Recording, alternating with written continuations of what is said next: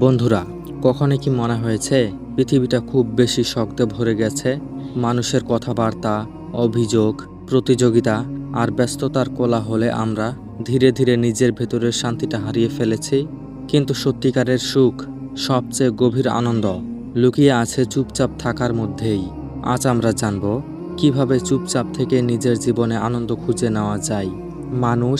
আনন্দ মানে অনেক মানুষ, অনেক কথা, অনেক কিছু করা।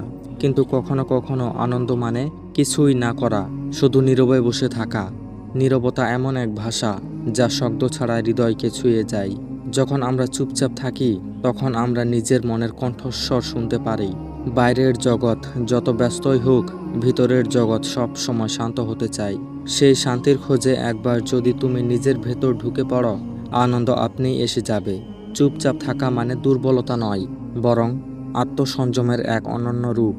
যে মানুষ নিজেকে চুপচাপ রাখতে পারে সে নিজের চিন্তা ও আবেগের রাজা।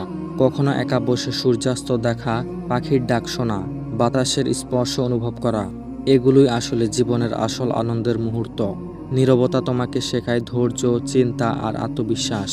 এটি এমন এক আয়না যেখানে তুমি নিজের সত্যিকারের রূপ দেখতে পাও। যখন তুমি নীরব থাকো তখন পৃথিবীকে নতুনভাবে বুঝতে শেখো। চুপচাপ থাকা মানে তোমাকে অন্যের কথায় আঘাত না দিয়ে ভাবতে শেখায়। এটি তোমার আত্মাকে প্রশান্ত করে, যেন হৃদয়ে জ্বলে প্রশান্তির ছায়া।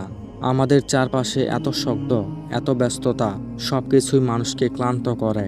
একটু নীরবতা সেই ক্লান্ত মনকে নতুন করে বাঁচার শক্তি দেয়। প্রতিদিন কিছু সময় নিজের সাথে একা থাকা উচিত। তখন তুমি বুঝবে তুমি কতটা শক্তিশালী, শান্ত এবং সুখী হতে পারো। চুপচাপ থেকে তুমি অন্যের প্রতি সহানুভূতিশীল হয়ে উঠবে, কারণ নীরবতা তোমাকে শুনতে শেখায়, শুধু শব্দ নয়, অনুভূতিও।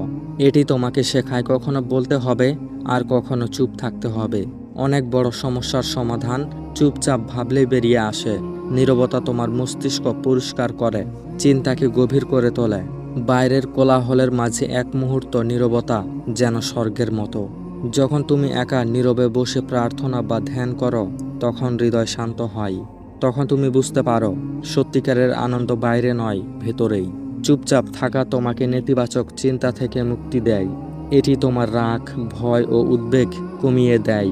যারা নীরবতার মূল্য বোঝে তারা জীবনের সৌন্দর্য অনুভব করতে পারে, কারণ তারা প্রতিটি মুহূর্তকে গভীরভাবে বাঁচে। চুপচাপ থেকে তুমি বুঝবে সুখ কোনো জিনিস নয়, এটা এক অনুভূতি। নীরবতা তোমার আত্মাকে সৃষ্টিকর্তার কাছে টেনে আনে। এতে তুমি জীবনের সত্যিকারের উদ্দেশ্য খুঁজে পাও।